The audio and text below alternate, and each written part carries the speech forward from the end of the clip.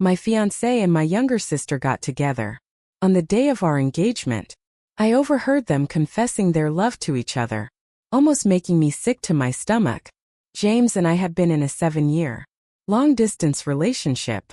From sophomore year until now, Lily had been following me around, calling James brother for 7 years. In my eyes they had always been like siblings. James treated her like a sister. But Lily's true feelings towards James were unclear. Lily is my younger sister from a different mother.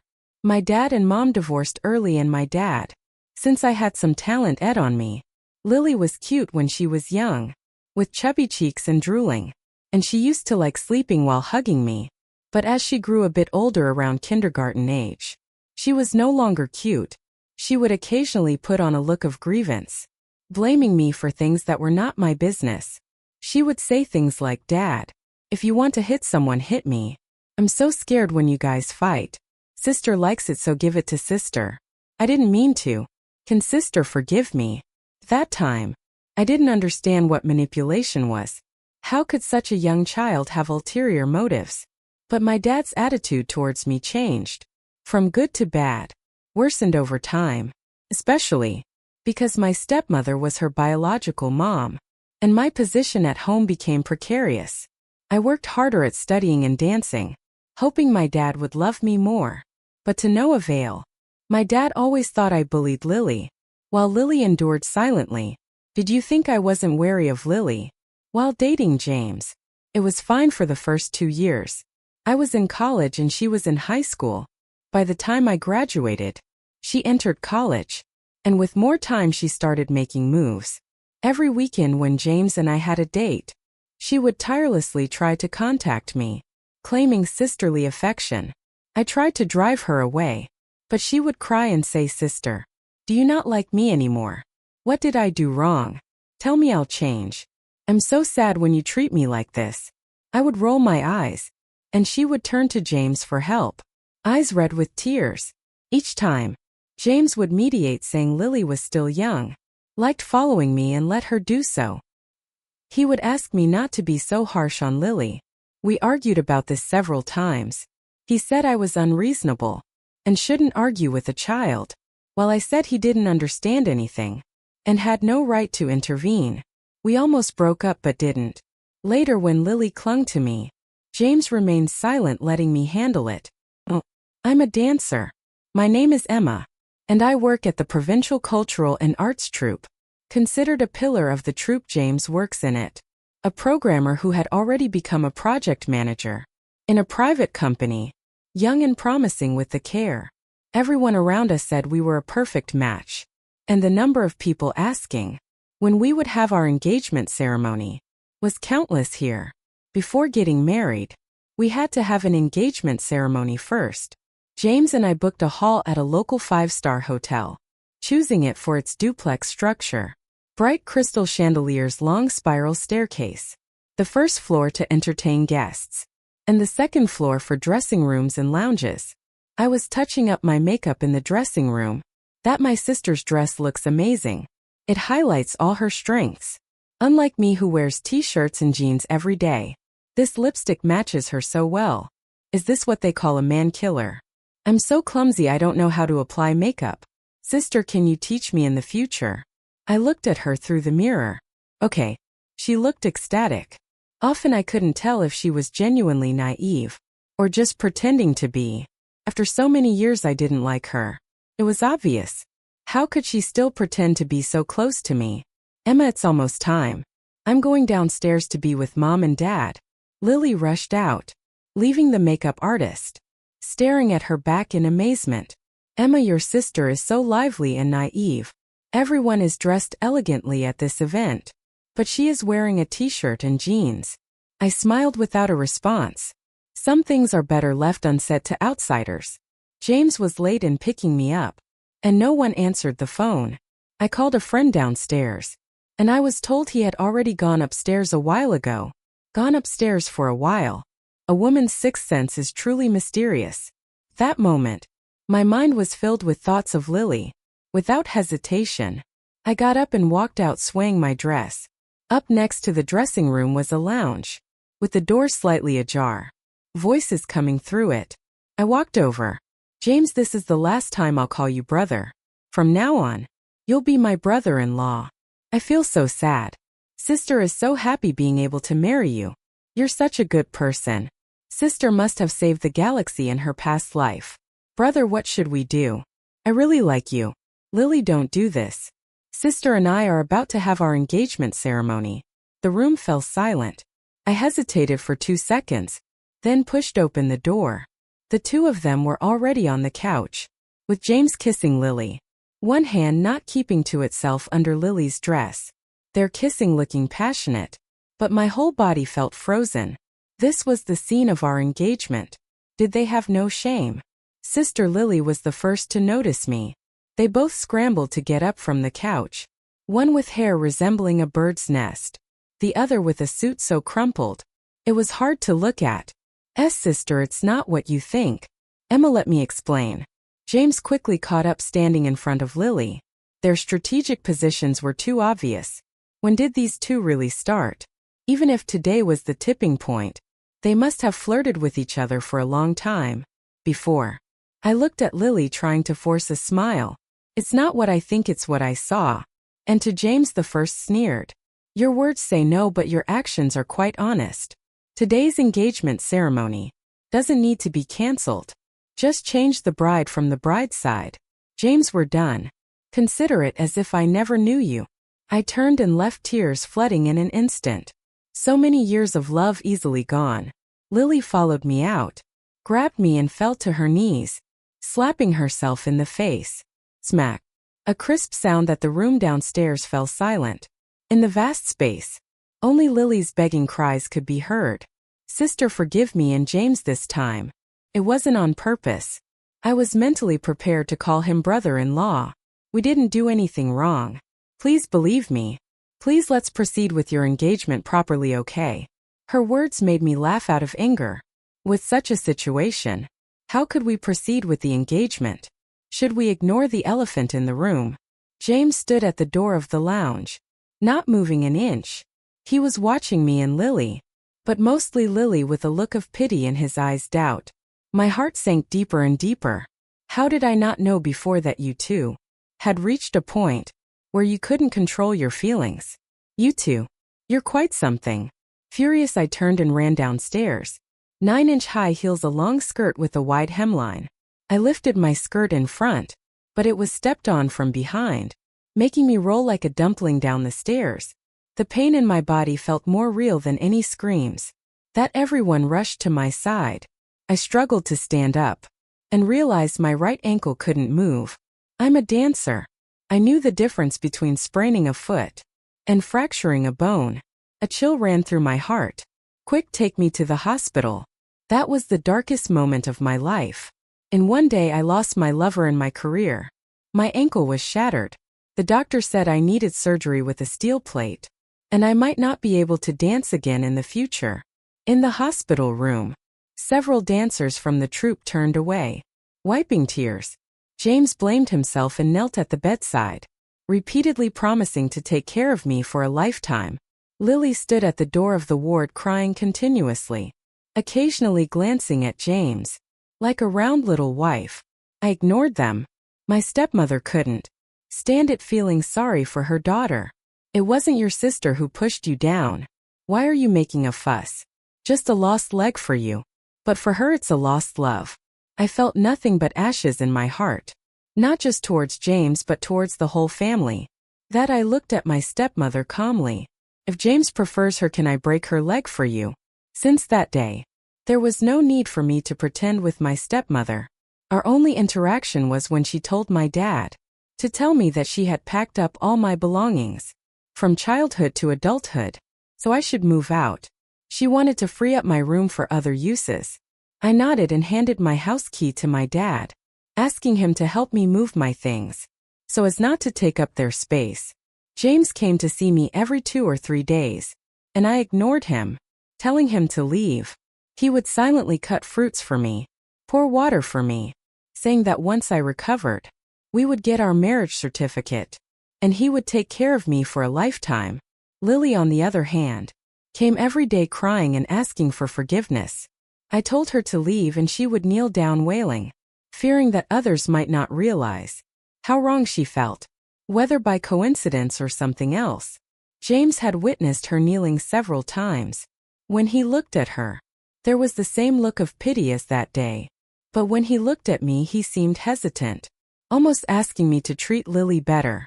In the end, the two of them changed from leaving, one after the other, to leaving together, no longer bothering to hide their feelings, till the other patients started commenting about James, from originally saying your boyfriend seems nice, did you two have a fight, to your sister's boyfriend is good. He's so caring towards you. The elder sister, what can I say? Can I say that I fulfilled this couple at the cost of one leg? I hurriedly urged them to leave. Please, both of you get lost. Instead of coming here to act, why not go on a date, roll around in bedsheets? Didn't we leave it unfinished last time? Lily's sister, please don't be like this. James and I are just friends. We didn't do anything. If you mind, we won't have any contact in the future. I rolled my eyes. Stop it. For the rest of my life. Please don't appear in front of me anymore. Lily started to cry again. James pulled her and left without looking back. My father put the packed items in my living room. For weaving bags in total, from clothes, book, photo frames, simple skincare products to slippers, toothpaste and chargers. Everything was thrown randomly into the weaving bags. I picked out useful things with my cane, then called the recycling station for old clothes and books to come pick them up. My connection with that family was in the 22nd year. After my parents' divorce, it was broken. After they cut out everyone in the family photo, except me, I transferred some money to my father, thanking him for raising me. The Cultural and Art Museum gave me a new office job, not tiring, very leisurely. After finishing my work every day, I leaned on my cane and went to watch my former partners dance. God knows, for me, dancing is my destiny, more important than James, so I hate Lily. If it weren't for her stepping on my dress that day, I wouldn't have fallen from upstairs at all. The envy and loneliness in my eyes were so obvious. In the mirror, in the practice room, Emma, come here. The deputy leader personally introduced me to a part-time job at the Children's Art Center opened by his friend. There were 6 dance classes on weekends, hoping I could come and give some instruction. I didn't need to dance, mainly to demonstrate the movements and train the teachers. If there was time that I was hesitant at first, he said, consider it a break. He said, your dancing skills are profound.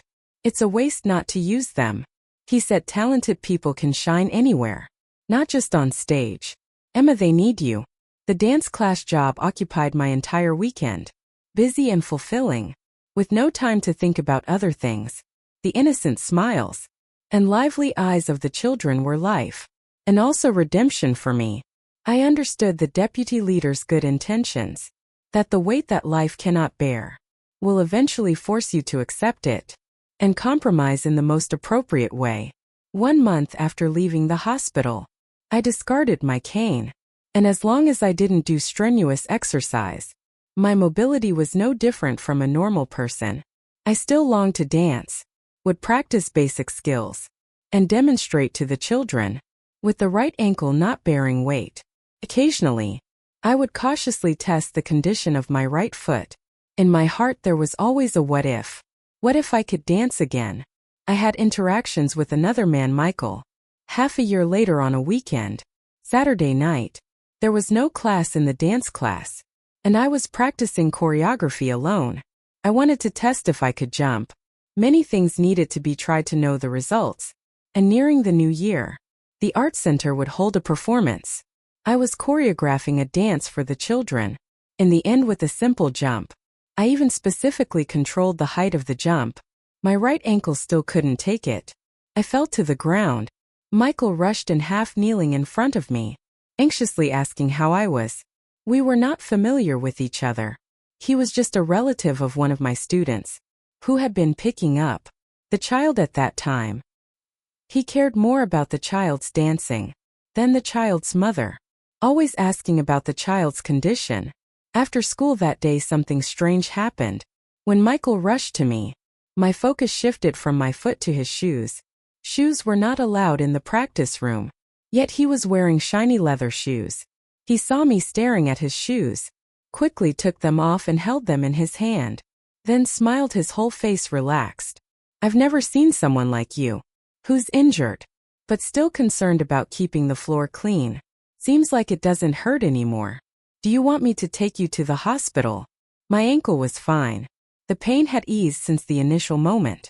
I seemed to be able to bear it. I didn't need to go to the hospital, dog. Michael helped me change shoes at the doorway, then took my coat and bag from the shelf for me. He casually mentioned that his Sophie was learning painting here on Saturday evenings, as if to explain why he was here at night, then reminded me to use my right foot less, take care of the injury, and not make the situation worse. But finally he helped me downstairs and watched me get into a ride-hailing car, apologizing. If I didn't have to pick up the child, I would have taken you home. That I didn't pay much attention to his words, and I had no intention of letting a stranger take me home, so I just thanked him and left. That evening I chose a robot figurine online. The following week, Michael came to pick up the child again, and after asking about the child's dancing performance, as usual I took out the figurine box from my bag. Thank you for your help last week. He was very surprised. It was just a small favor. Do you really need to thank me like this? Are you afraid of owing favors to people? It's just a small token of my appreciation, I said. I happened to see it when I was shopping. I didn't know if you would like it. I don't know which word resonated with him, but his mouth curled up accepting the small box. I like it. That moment, several children who hadn't left yet rushed over, including his niece. Teacher, do we have one too? We want a gift too. Their eager eyes looking at me. I smiled and took out lollipops, chocolates, and fish sausages from my bag to share with them. The children joyfully took the treats and scattered around. Michael smiled and asked, did I make you spend money? I shook my head. I bought it for them in the first place. Since becoming a teacher at the organization, I often buy small snacks as extra rewards. After receiving your gift, Emma let me treat you to dinner. I'm sorry I already made plans with someone else. I never dreamed that I would be countered so quickly. When saying this, half an hour later, I sat in a nearby steakhouse, cutting the meat with knife and fork, taking small bites and putting them in my mouth, while Michael stood with the child next to my table. Doubt what a coincidence. He pointed to the couch across from me and jokingly asked, your company didn't show up. I smiled calmly. He had something come up last minute. You don't mind, right? He gestured towards the couch across from me again. What could I say? I could only smile and say, it's better to meet by chance than by appointment. I'm not good at talking compared to Michael, who is more talkative and humorous of his niece. Sophie had been glancing at him with strange eyes. Several times, I followed Sophie's gaze to him. He chuckled. After maintaining a parental image for so long, it's hard to return to normal. The child isn't used to it. Sophie snorted through her nose. Michael showed a ing expression, ruffled Sophie's head. Sophie rolled her eyes and snorted again. I felt a bit envious of their family atmosphere. Since my mom left my dad, I had no contact with her for many years. My dad only had my stepmother, and Lily in his eyes. In the evening, I received a friend verification. Michael, Sophie's uncle. He added me through the business card push from Sophie's mom. That's how I learned his name. He sent a photo, the robot figurine, placed on his desk next to a corner of a laptop. Thank you, I really like it. You're welcome. After that, Michael would occasionally like my posts on social media. Sometimes I would return the favor by liking his posts, keeping the mutual respect alive. Through this interaction of likes, I unexpectedly discovered that he knew the leader and deputy leader of our provincial art troupe, and their relationship seemed pretty good. As for what Michael did, it wasn't apparent from his social media posts. Of course, he might have restricted certain posts from my viewpoints. Similarly, through messages, James would occasionally check in with me. How's your foot doing? Much better, thank you. Many years of feelings. We couldn't be lovers, but we didn't have to be enemies. I never blocked him and never considered doing so, because the estrangement of adults always drifts further apart. That was Lily, who was posting affectionate messages, and even privately messaging me to seek forgiveness. Sister, can you forgive me? Sister, you're so great. Many other guys like you besides James, but I only have James. I can't leave him. Sister, which ring do you think looks better? A photo of a string of diamond rings was sent. One of them, almost identical to the engagement ring I had back then. I felt a bit suffocated since that incident happened. Every time Lily sent me a message, seeking forgiveness and showing off her relationship, I would reply with just one sentence. She would mostly say that sister was so good, and sister loved her the most. And on this day she replied, Sister, you must be angry with what you said. I feel so sad. After all, it's the room you lived in for more than 10 years. That I rolled my eyes, turned off the screen, cursed her under my breath and looked out the window. Michael chuckled softly beside me. I turned to him silently, accusing, You're enjoying yourself when someone else is upset. Do you know when you roll your eyes, you look even more lively and cute than usual? He said. Are you driving? I immediately retorted, wondering how even the eye rolling was so obvious. Michael didn't reply, just pursed his lips, a slight smile playing at the corner of his mouth. Sophie, sitting in the back, piped up. Emma, my uncle wishes he had a pair of eyes on you. Michael smiled, glancing at Sophie through the rear-view mirror. I turned around pretending to be serious. As I said, kids don't talk nonsense. I'm not talking nonsense. My mom said that. Sophie retorted, looking at Michael provocatively, mimicking the tone of an adult. How old are you? Can't even chase girls properly. Have to use your niece as a shield. I felt embarrassed on the spot. Michael wasn't completely at ease either.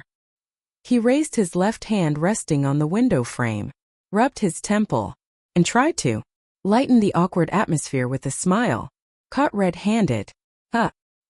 He glanced at me and changed the subject.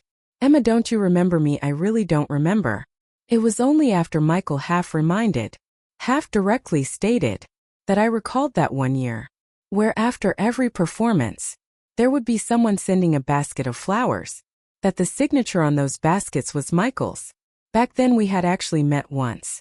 After one performance he, accompanied by the troupe leader, personally invited me to perform at their company's annual meeting, promising good compensation. I declined and stated the reason directly. During that time, I had to go to my boyfriend's hometown to meet his parents. After that, neither Michael nor his flower baskets appeared again. It hit me like a thunderbolt. Back then, did this man think, Emma, now that you're in my car, can I finally succeed in pursuing you? Michael asked with a playful smile. Thought the thunderbolt in my heart slowly dissipated, accompanied by a sense of relief and a touch of disappointment. I was just an ordinary woman, with desires like anyone else, yearning for someone to like me. Who am I compared to? A star. I chuckled at myself, shifting my gaze outside the window. Outside, the city lights were coming on. Now I was just a dancer, who might never set foot on stage again, an administrative staff member at the provincial arts troupe, a teacher at a children's art institution. Yet the brightest, his voice sounded again, deep and slow, as if pondering for a while. Emma, shall we give it a try? The enclosed space of the car was quiet. I pondered for a while and said okay. Michael turned out to be a perfect boyfriend. Every morning he would drive halfway across the city, bringing fresh flowers to pick me up for work. In the afternoon he would pick me up after work. We'd have dinner together, and he'd drive me home from Monday to Friday. On weekends when I worked at the art gallery, he would spend the whole day with me, either working on his laptop in the parents' rest area, occasionally glancing at the monitors, or standing in the corridor by the classrooms, sneakily watching me do this kind of care and attention. I had never experienced from James. It was sweet. The troop leader teased after seeing him several times. Not easy to be patient and see the moon emerge from the clouds. That the deputy leader chimed in. When's the wedding banquet? I didn't know how to respond. My relationship with Michael was just beginning, and marriage was still a long way off. Michael, however, smoothly continued. Thanks for the well wishes. I'll keep working hard. And you please say a few more good words for me. Help me bring Emma home sooner.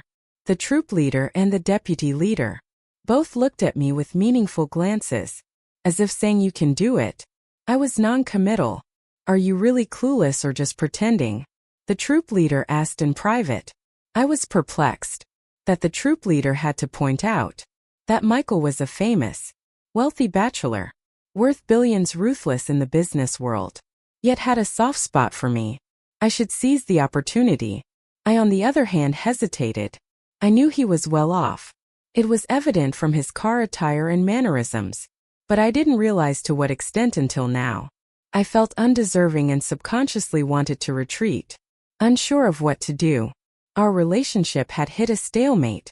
I didn't want to commit and he didn't want to step back. We were more than friends but not yet lovers at once. A receptionist at the Children's Art Institution chatted with me about Michael. Michael is so handsome and elegant. He really cares about you. Every time he's here. While other parents are focused on their children, he's always watching you. His fondness written all over his face. Though the last time you fell, his face turned pale instantly. Before we could react, he had already rushed out. Didn't even take his phone. It's true love. I remembered that incident. When he rushed into the dance studio, half kneeling in front of me. First nervous, then smiling, asking if I was okay. Effortlessly explaining why he was there. Helping me get dressed and carrying my bag. Then escorting me downstairs. But avoiding accompanying me home. So considerate. When did you start having designs on me? I sat in his car that night and asked with a smile. I heard you were single. Michael looked at me and didn't shy away from the topic. I felt I couldn't miss this chance any longer. Instead of waiting for someone else to make you happy, I thought I should take a shot. I believe I can do it better than most men. That his voice grew deeper. I was afraid you might make a wrong choice, settling for someone inferior to me, and even more afraid that I would regret it. In the background, Nordic folk music played ethereally and chilly. I looked at him.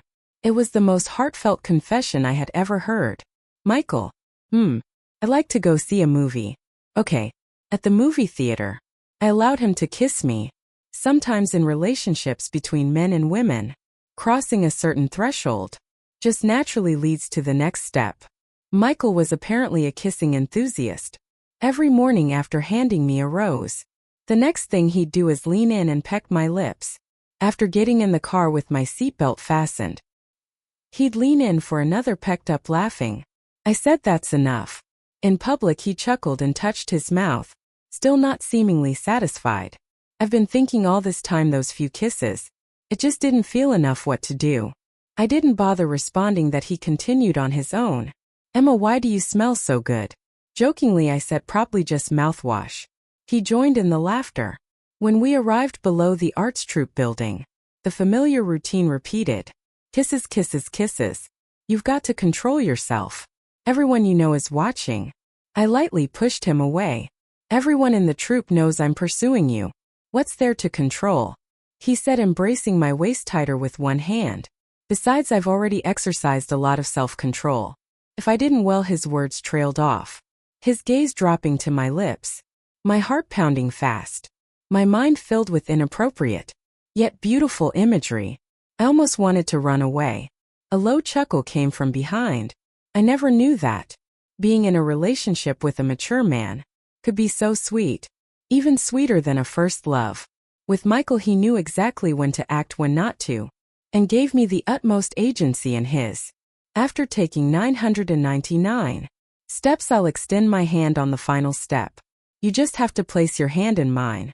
And that final step, he would still take it. As long as I didn't retreat, it would all be fine. Under the night sky beneath the towering clock tower, Michael held me close, regret lacing his voice. I missed you for so many years. At that point, I was already heading towards meeting my boyfriend's parents. If you show up now, you'd be a home wrecker, I mumbled in his arms. Remember, we hadn't even reached the point of meeting each other's parents yet. That was as if I were a thorn in his side. as he held me even tighter, nose rubbing against mine. Apart from seeking my wife's opinions, my marriage doesn't need to concern anyone else. Whoever it is, they're just being informed. So wife, when do you plan to marry me? I remained silent. I decided to retract my assessment of him, being a mature man, that we had only taken 999 steps of those agreed upon 1,000 steps, and he was already trying to step over the last one, assuming the title of wife without consulting me. Are you with someone else now? James's booming voice echoed over the phone, interrogating me without even using my name. I was taken aback. James, we've been broken up for so long. You and Lily have a child. Can't I have a boyfriend? I shot back, what child? Have you forgotten we're engaged? It was you hugging Lily that day, wasn't it? We broke up on that very day. You're not suited for double dealing like this. What breakup? When did I ever agree to break up? You've been the one avoiding me all this time. Michael directly took the phone from my hand, not mincing words. James, right. I'm Michael, Emma's current boyfriend. Please refrain from harassing my girlfriend, or I'll have to call the police. I didn't know how James reacted as Michael finished speaking, hung up and promptly blocked James's number. I looked at him in astonishment. That's my phone. Did you just block someone without my consent? He smiled. Sometimes a girlfriend needs to listen to her boyfriend. He returned the phone to me. It was the first time I glimpsed his possessive side. James and Lily must have seen me with Michael on the same day, because after James called the previous day, next day Lily showed up at my doorstep, outside the practice room of the art institution. When I saw her standing just half a step behind Michael, chatting, as if they were just finishing up a conversation, a smile bright on her face, my heart skipped a beat. I had lost her once before, and I was afraid she was trying to repeat history. What are you here for? I was full of hostility, even more so than when she used to pester me. And James? Michael walked up to me, turned to look at Lily, with a raised eyebrow as if inquiring. Lily looked full of grievances. Sister, I miss you. It's been so long since I last saw you. Mom and Dad miss you too. When are you going back? She looked at Michael pleadingly and stuttered. Michael, please talk to SIS for me. I couldn't swallow my anger and turned to leave. Michael caught up to me and asked if I was mad at him for talking to other women. I'm not mad at you. I'm just uncomfortable. I sighed and said sourly, Michael, we've just met, and now we're already brother and sister. I didn't ask her to call me sister. Michael smirked smugly. Emma, are you jealous? How about you also call me brother? I glared at him. He continued to coax.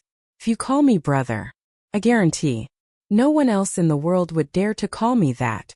I rolled my eyes at him, looking at his serious expression, and couldn't help but laugh. What a twisted sense of humor. Such a disgusting nickname. As it turned out, Michael indeed had a twisted sense of humor.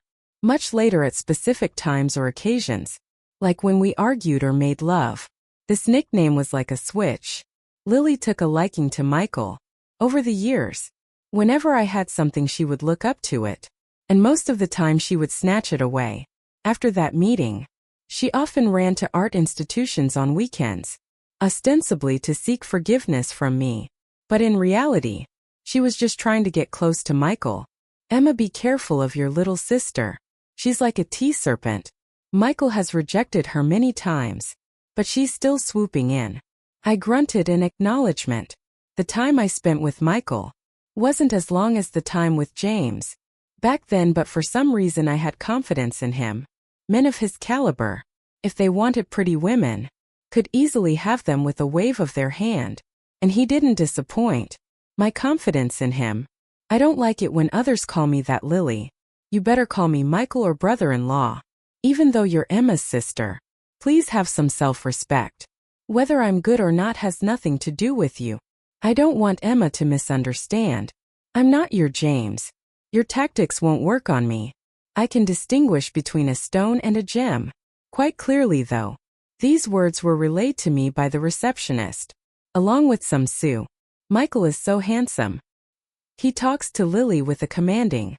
I've never seen a man reject a woman so decisively. You should get married. Soon after, Lily hit a wall with Michael.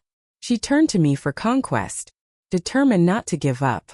She cried in front of the parents, picking up their children, asking if I was still mad at her, because I was blaming her. And that's why brother-in-law was ignoring her.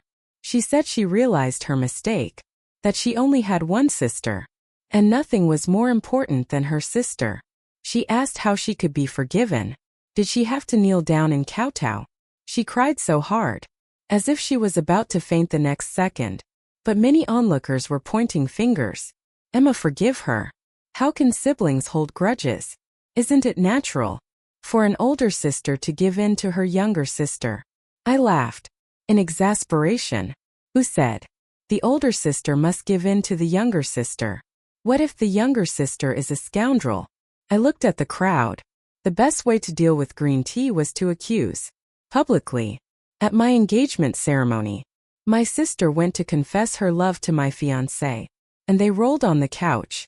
Caught in infidelity, my sister stepped on my skirt, causing me to tumble down the stairs and break my leg. I, a dancer unable to perform. What did it mean? She acted aggrieved and delicate, frequently kneeling to apologize, forcing me to forgive her. Would you dare to have such a sister? I pointed at Lily. Her mother said I only lost a leg. What she lost was love. I just couldn't understand. She was the third party. What basis did she have to call it love? Even more ridiculous. While I was still in the hospital, she was going in and out with my fiancé. She asked her mother to kick me out of the house, wanting to turn my room into their lover's nursery.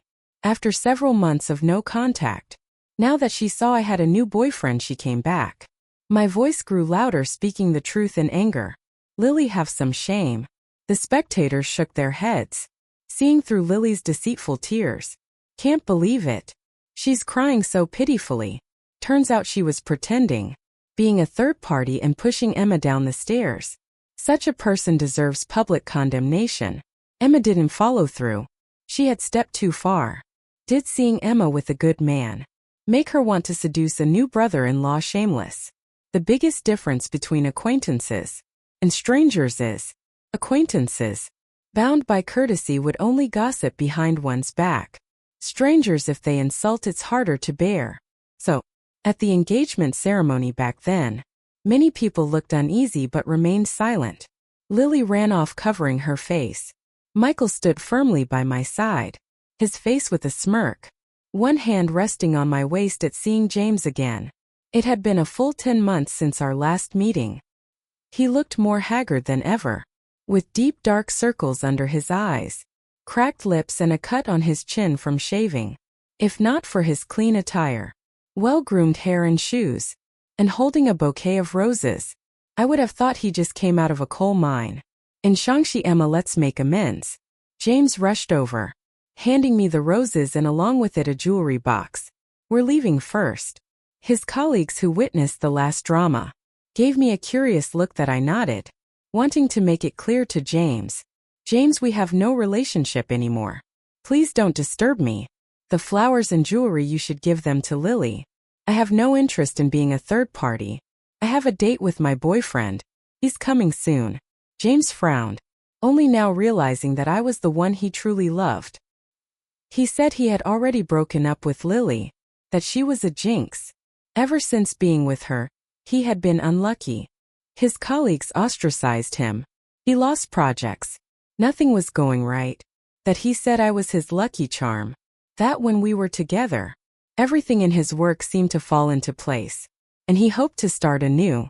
He opened the jewelry box, a sparkling diamond ring, the same one prepared for our engagement, but left unused. Lily had once taunted me with this ring. Leave this ring for someone else. I don't need it. Turned out, hearing someone speak when you no longer love them is torture. So when Michael showed up at the company door, I almost lit up. I had only one thing to say to. Sorry, my boyfriend is here. If everything goes smoothly, I will marry him. So don't come looking for me anymore. Michael and James. Honestly, I had never compared them before. But at that moment, seeing both of them together, the only word in my mind was downgrade. Michael's tall figure along with his face, exuded the word elite from both inside and out, while James, with empty eyes, looked like he hadn't slept in days. More importantly, James seemed to recognize Michael. His eyes showed hesitation, mostly disbelief, and finally, Michael, then quickly left. This time even I couldn't understand. Is this your way of scaring off a rival? Michael didn't answer my question, changing the subject. I just heard someone say they're going to marry me. That was just a strategy, mere words. Don't take it seriously. Michael, this is not a strategy. He pulled out a jewelry box from his pocket, took out a ring already bought, kept in his pocket all this time. Put it on first so we can shoo away the flies. Otherwise we'll have to do it again. I hesitated. I had been with him for less than 3 months. Was it too quick to agree to marriage? What about the 999 steps we agreed on? He seemed to sense my thoughts. Don't burden yourself. Just shooing away flies. Michael's tone was light. Wouldn't proposing be that casual? How can you skip the red wine, roses, chocolates, followed by a lavish dinner and city-wide fireworks? I hesitated still, because the ring Michael gave me must not be cheap, with a diamond on it, at least 3 times larger than the one from James. And my engagement, it's fake. Michael could tell I was being hesitant, and slid the ring onto my finger. I laughed as I hung up the phone. Some people just think they're clever. Dancers unable to dance. Its seriousness was akin to a painter unable to hold a brush, a singer losing their voice, or a social media star losing their looks, all crucial for their survival. And for Emma, dance was not just a career. It was a dream and life itself. I visited the art troupe to see her. She stood outside the practice room, looking through the glass door at others, dancing with a look that touched me. Emma wasn't a prodigy. She became our troupe's lead dancer, solely through hard work. The troupe leader. Unfortunately, her choice in men wasn't good. I picked the Children's Art Museum. Sophie was already studying there. I took up the job of picking up and dropping off the kids, making my sister leisurely. And she taunted me while at it. Sophie, you better support your uncle in the future. Whether you get an aunt depends on you. Sophie readily agreed. And from then on, I had the opportunity to interact with Emma. Every time after school I would ask about her child, and she never tired of answering, trying to adapt to this new life. That the only worry was that Emma often secretly danced, secretly testing her injured foot. I sat in the parents' rest area, eyes fixed on her palms, sweating. That the rest of the story you all know. She fell. I held her up and we finally started our relationship. Eating, dating, kissing. The feeling of being in love was great. Emma was sweeter and softer than I had imagined. I regret not being bolder back then. As for Lily, I declined firmly. Women like her are common in life, thinking they are young and beautiful, believing that by offering themselves men won't refuse, thinking that conquering men means conquering the world. James not only blinded his eyes, but also clouded his judgment with lard, choosing stones over stars. I thank him. The only thing he did wrong was that, since he had chosen Lily, he shouldn't have lusted after a past flame, and handed the disgusting old engagement ring to Emma and me. I subtly hinted to the boss of the software company that our African branch needed people to build it up. James was sent away with a plane ticket. That took half a year. Had someone operate on Lily's leg, in a scene identical to Emma's injury. However, her luck was a bit worse. She broke both her shin and ankle. My wedding with Emma was half a year later. Michael seek likes and comments online to wish us blessings. May all the lovers in the world finally become one.